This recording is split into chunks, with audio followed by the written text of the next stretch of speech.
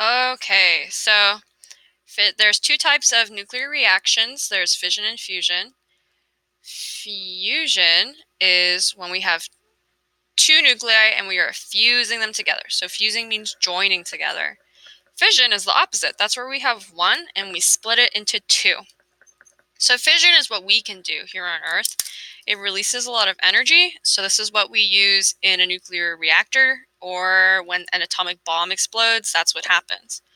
The fuel we use is uranium-235. The reason we use that is just because it's relatively easy to get compared to other options, and it's really big, which means that it has a lot of energy to give.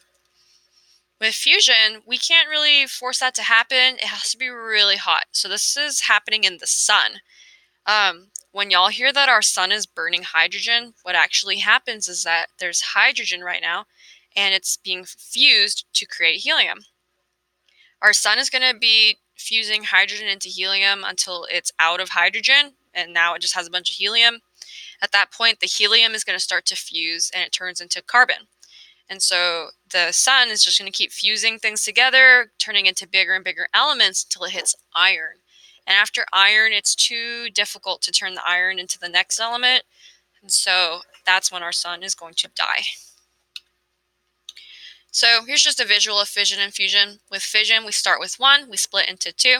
Fusion, we start with two, we turn into one. So what I'd like you to do next is you have a paper called Radioactive Decay Card Sort. There are little cards at the back of the room in plastic bags that go with us. So go to the back with your paper, and your goal is to use the cards to show the decay of uranium-238 turning into lead-206. When you're done, there is a key on Canvas to check if you did it right. So check your answers on Canvas when you're done, and then you guys have a practice homework worksheet, and that's what y'all are supposed to work on for the rest of class. All right, y'all, I hope you have a really good weekend. I miss you, and I'll see you next week. Bye-bye.